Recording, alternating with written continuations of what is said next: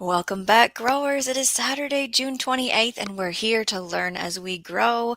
Today, we are all about rain gardens. What if your garden could solve drainage problems, attract pollinators, clean stormwater without needing constant care? Today, I'm going to show you how a rain garden does exactly that and how you can build one in your own yard, no matter your space or experience level. Replay watchers, have you ever dealt with drainage issues in your yard or even your garden? Or thought about planting something to handle excess rain? Let me know what challenges you faced or what you'd plant or what questions you have in the comments below. So let's go over what is a rain garden. And while I say the things, why don't we look at a rain garden, eh? Okay. A shallow planted depression that captures stormwater runoff from roofs, driveways, and lawns. Water infiltrates the soil instead of flowing into storm drains, helping prevent erosion, pollution, and flooding. Rain gardens also recharge groundwater and support pollinators and biodiversity. So you can see on this one, it's interesting the location of being a corner of their lot. And you can see how the water is actually flowing during the rain. A lot of the pictures, sometimes you don't see how the rain moves throughout the garden for the rain gardens when you look up images online. So the location and design usually is at least 10 feet away from foundations. And the reason I say that is specifically for my area in Minnesota is we have basements and we're trying to keep water out of our basements, right? We are going to go through some pictures where it shows rain gardens that are up by the house, but normally you're in a naturally low area or near a downspout. So, rain gardens should also be at least 35 feet away from septic systems, drain fields, and 50 feet from drinking water wells. So, understand where those things are on your property and plan accordingly, right? Some factors we have for location and design is it must drain within 24 to 48 hours. You can perform a percolation test and design in your zones. We're going to go over the zones. The center is the wettest. The center is actually going to be level, but not with ground level. Here's ground level, and then the center is going to be below that. Then the next edge is the middle. That's going to be moist. And then the top edge at ground level is going to be the drier zone. And we're going to go into that as we go. So first, let's talk about the percolation test. So to make sure you have the right depth, you can test your soil's percolation rate. Okay, so you're going to dig a hole 2 feet deep at the site of where you think your rain garden should be. So maybe you've watched your snow melt, your rain flow on your property, you know the area, you're going to perform this test. Fill the hole with water, take a bucket, fill it up, let it drain completely. What you're doing is you're timing how long it takes for the 8 to 12 inches of water to disappear. So for example, if 8 inches drains in 12 hours, the rate is 8 inches divided by 12 or 0.67 inches per hour. Okay, that's the equation. A higher rate than 0.5 is great. Your rain garden needs to be just 18 inches deep. So that's how you know where to start the center. If the rate is lower than 0.5, you'll have to dig 30 inches deep. If the percolation rate is less than 0.1, the site isn't suitable for a rain garden. So if you don't understand what I just said, there is a link in the description and it says percolation test instructions, and it has images and it has all of this wrote out. If you want to even do this step, let's be honest, I have a rain garden and I didn't do this. I just saw where water flows on the property and I kind of wanted to slow the water down, and that's why I put the rain garden in this spot. And I'm going to talk more about my rain garden as we go. So now that we got that out of the way, soil and drainage, mix compost and sand to improve infiltration if necessary, avoid compacted clay without amendments. The purpose of the plants. What are we trying to do? The biodiversity. It attracts butterflies, bees, hummingbirds, and beneficial insects. The filtration part of it. Roots filter pollutants before water enters groundwater. Have you ever seen, maybe at like a nature center or even just online, diagrams of here's the soil surface, here's some plants you stuck in the ground that are not native, like a daylily, and the root system is pretty shallow. And then on this side, it's native plants, and the root systems are like this whole like deep feet situation where they're holding onto the ground and absorbing that water, right? Seasonal interest. Plants can bloom at different times to provide a year-round beauty, and it's low maintenance. So once established, native plants require less care and are resilient to local conditions. We know all about this with our perennials, if we have some gardeners out there, right? So have you ever heard of a rain garden before today? And if so, what's your favorite feature or benefit? Let's get into all the zones. There's 3 that we talked about so far. So the zone 1 is the basin, the center, the bottom, the wettest zone where it starts down below soil level here.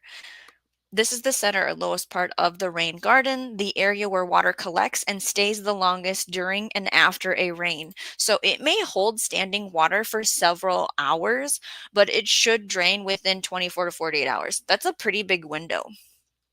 If you know of a spot in your yard that has rain sitting in it, puddled in it, 24 to 48 hours later, that's the center of where you should put this thing. The conditions periodically saturated or submerged, needs plants that tolerate wet feet and short-term flooding. So what are those plants, you may ask? Well, here is the list. We're going to talk about what the plant is, the bloom time, the purpose, and the zone. That's how we're doing the plant list today, when you're watching this. Blue flag iris. The bloom time is May to June, so it's pretty short. The purpose, showy flowers, they get pretty tall, wet soil tolerant. Zones 3 to 9 is when it's a perennial. Next is the cardinal flower. The bloom time is July to September. The purpose is hummingbird favorite, and it has bright red blooms, and it's good for zones 3 to 9 for a perennial. We want to have perennials in our rain garden. You can add annuals, and I talk about that in my June garden tour, Zone 5A, Minnesota. Link is in the description if you haven't seen that video. I go through the rain garden and the annuals that I planted in it because I thought it looked pretty bare. Next is swamp milkweed that blooms from June to August. The purpose is a monarch butterfly host plant, and it is wet tolerant. We're still on zone 1. For building our rain garden. As far as perennial zones, 3 to 8. The next plant for zone 1, the center of your rain garden, soft rush. Non-flowering, grass-like, and it adds structure as well as water filtration. A lot of times in these rain garden builds, they definitely have a grass feature, and it is for zones 4 to 9 for perennials. So which of these moisture-loving plants stood out to you? Any that you've grown before? I have the blue flag iris, and I'm going to show the kit that I bought to start my rain garden because kits are fantastic, right? The thing that I don't like about it is the short bloom time, right? So I need to get some more things to stagger in the bloom times. Here's another secret. I didn't build zones in my rain garden. I didn't know any of this stuff. I literally stuck some plants in a spot. So all of my blue iris are in the corners of the outside. I never dug a center and did a test. I never did this mapping correctly. I might actually buy another kit and plant the plants in the correct zones, but leave the ones I have in for now and maybe move them in the fall. I don't know, because I did this all wrong now that I've read about all the different things, how to set up a rain garden. So learn from my mistakes, okay? Zone 2 is the slopes, the middle, the moist zone. This is the transition area between the wet bottom and the dry edge. So water flows through here during storms but doesn't linger as long. Soil here stays moist longer than the surrounding landscape but is rarely waterlogged. The conditions are moist but well drained. Occasionally wet after a heavy rain, slight slope helps with water movement. A lot of them have that bowl curve on them. So the plants, Joe Pieweed, which I do have in my rain garden, the bloom time is July through September. The purpose for this plant is it's tall and it's a pollinator magnet. And for the perennial zones, it's 4 to 9. Next is Black-Eyed Susan, which we've heard about, the Rudbeckia. I did just plant some during my recent garden tour. I have some by the deck because the rain flows from the rain garden to where the deck is and then out another way of the property. And again, I'm trying to slow it down and capture it and use it without building a pond. You can skip all of this and just put a pond there. And then we can talk about pond plants. Let me know if you want to do that on a future episode. The bloom time is June to October. The purpose is long blooming erosion control zones 3 to 9 for perennial. Bee balm is another one I planted in the deck rain garden because again, I didn't know what I was doing. It was kind of just throwing stuff at the wall. The bloom time is July through August. The purpose is attracting the pollinators and it has a fragrant foliage if you're sensitive to that thing, that scent. Having scents, having flowers that are fragrant, probably shouldn't put it in, but it is wonderful to have. Zones 3 to 9 is the perennial zones. Next flower or plant is blue lobelia. They bloom August to October. The purpose is the fall color, the wet tolerantness that it has, zones 4 to 9. So for this zone 2 of our rain garden, would you prefer colorful flowers in that or grasses? Or both? What's your aesthetic idea here? Next is zone 3. Do we have people here? Gandalf's awake. Mike's listening. Thank you guys for being up late. Yeah, I'm awake and have things to say. Here we are.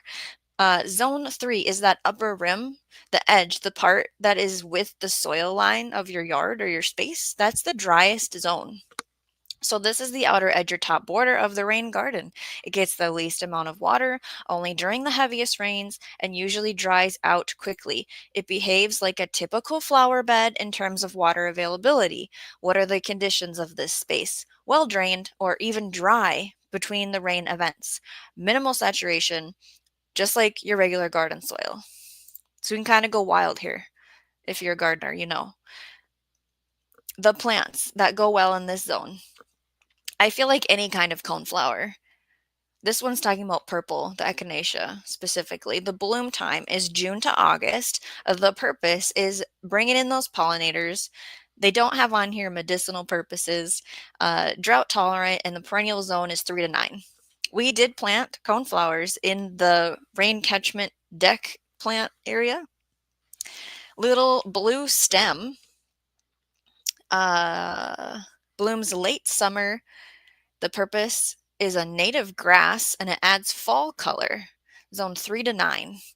Next is New England aster. I do have an aster, but I don't know if it's New England. I should look that up of what I planted. Blooming August to October. Purpose is late season pollinator food. Zones 3 to 8. Perennial drop seed. Prairie drop seed. I don't think I've ever seen that. Bloom time is August to September. The purpose is the fragrant seed heads and ornamental in zones 3 to 9. That sounds like a good bouquet thing. How important is year-round structure or curb appeal in your garden? So which edge zone plant would you try? You can even do some kind of border. We can look at some gardens that has that. And then does your yard have a spot where water tends to collect? Are you thinking about that now? Or is there a place that you think would work well for a rain garden? Again, I didn't perform the test. I didn't map out the zones. I bought the kit, which was from here, and I can go over that next.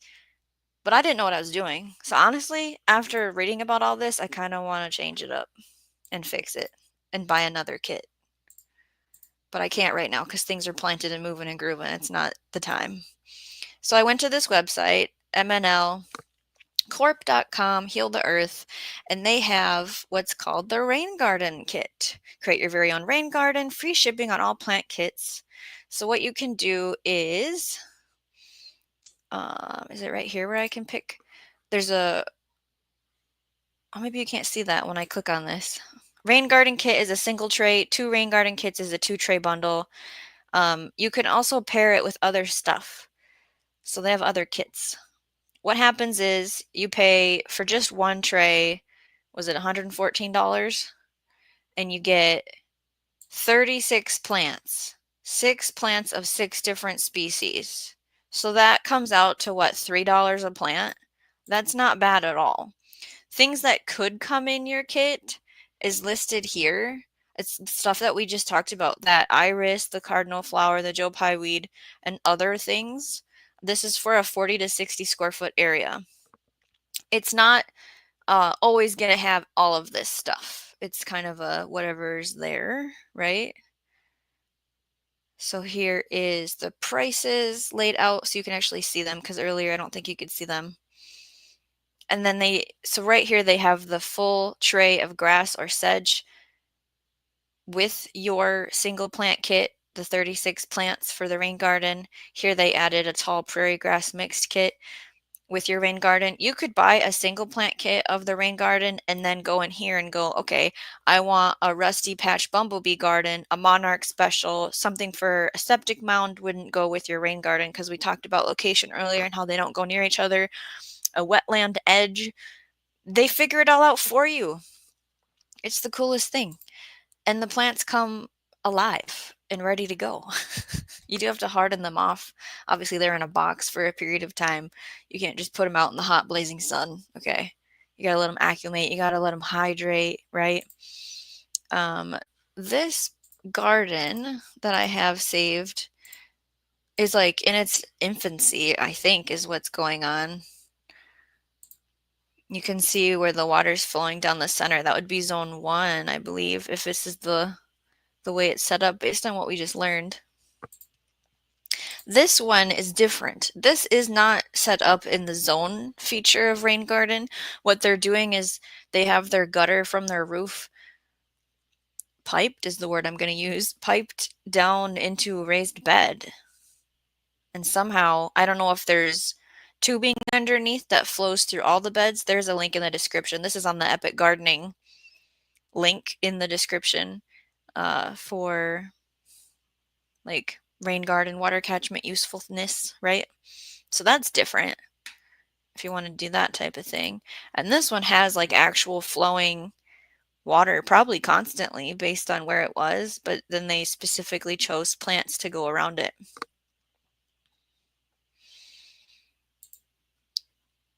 Earlier we looked at this one. Look how tall everything gets when it's like not in its infancy. And we looked at this one earlier too, if you recognize some of the plants. So see, they have a border around this one. Some people put a drain in it. Some people have French drains. I mean, you could go as basic or as hoity-toity luxury as you want with this, right? I think I saw Joanne's here. Hey, Joanne. Good to see you. There you are.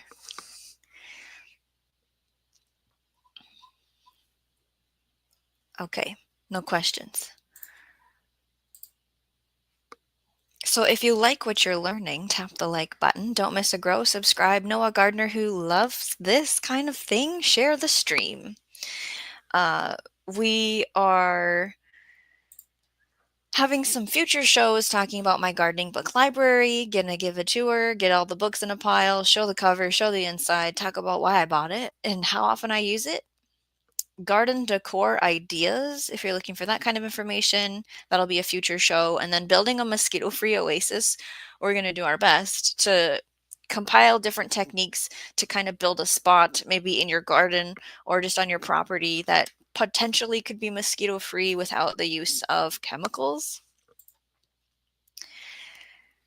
So again, there's links in the description that walk through building rain gardens, that talk about the test for drainage, to know where to put the center, how to dig out the soil and make the bowl. Like, that's all in the description.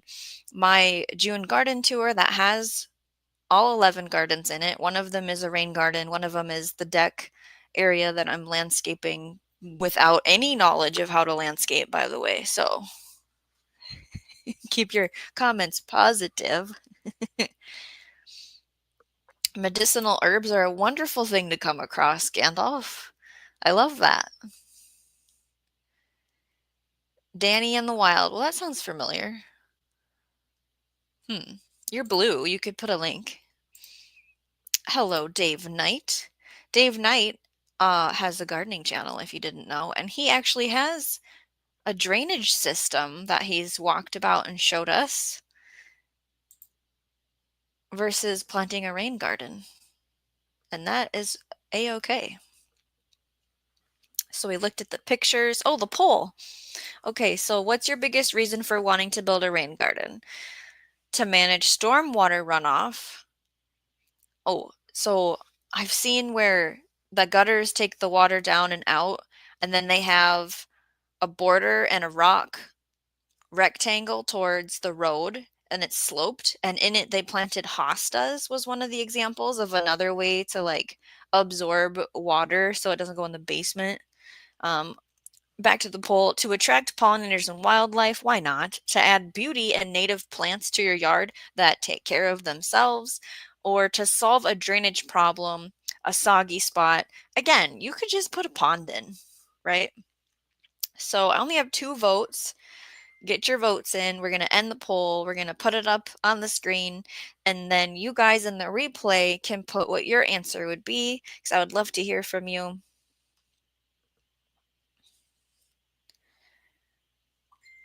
So because we only have 2 votes, it's actually a tie, which is interesting. So I'd love to hear from you guys in the replay what you would do. What's your answer? So what's your biggest reason for wanting to build a rain garden? Like, why are you watching this video? Is it just to hang out with Shawnee Grows? That'd be great. Put a heart in the chat. So to attract pollinators and wildlife, 50%. Add beauty and native plants in the yard, 50%. To manage the stormwater runoff, nobody voted for that. Solve a drainage problem, soggy spot, nobody drained for that. Nobody voted for that. The link to that channel that Gandalf was talking about. Is this person a certified herbalist? Let's see here. Danny, find me in the woods or my forest garden, foraging for 20 years, magic of wild medicinal plants and fungi, growing organic food for 10 years. There's an allotment site in north of England where she grows permaculture, no dig, biodynamic, lunar growing principles, wild crafting, natural remedies, herbal lotions and potions. I thought I was going to say tonics. I was getting ahead of myself. Cool. She has 25,000 subscribers. She must know what she's doing, huh? Thank you for the tip, Gandalf. Appreciate that. That's something I can check out when I need to binge something, probably. Dave Knight has a nice comment. Native plants is my thing. Gardening is second. Do you have a native plant dealer? I would love to know if you have a specific like nursery maybe you go to or have them ship to your house. Maybe you have a gardener friend where you just go dig up native plants and take them home. Tell me more about this, Dave Knight. I will wait.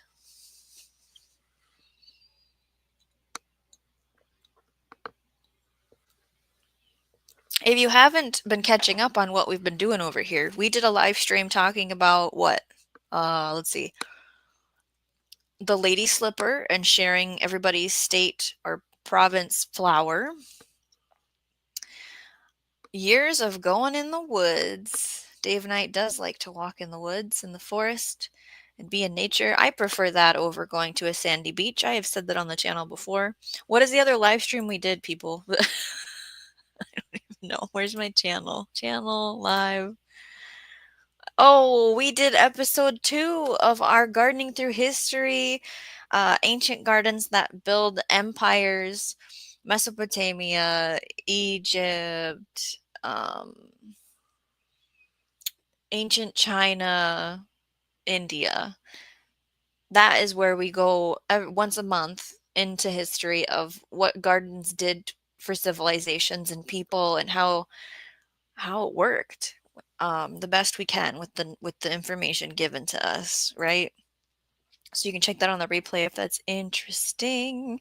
Gandalf was in our Minnesota's Beauty show about the lady slipper, and his comment is, I still can't believe there are over 50 orchids native to Ohio. I as well was shocked about 46 or 49 orchids in Minnesota. It kind of makes me want to do an orchid show for Minnesota orchids, right? Because I did not know that. It's inspiring to dig deeper into local information, isn't it? Thanks so much for joining me today, whether you're dealing with stormwater runoff or just looking to create a more eco-friendly garden. I hope this gave you the confidence, the tools, the information to start your own rain garden. Maybe get a flat of plants. You don't have to plan it out specifically, super technical, but understand where water is flowing on your property, right? Remember, every drop you slow, sink, and plant helps support pollinators, reduce flooding, and build a healthier yard. We have some comments coming in. Gandalf wants to do an orchid hunt. Yes, to that. Dave Knight says, I got some hop tree seeds today at a national park to propagate. That's way cool.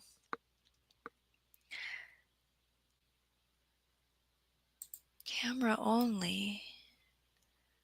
For your orchid hunt? Is that what you're talking about?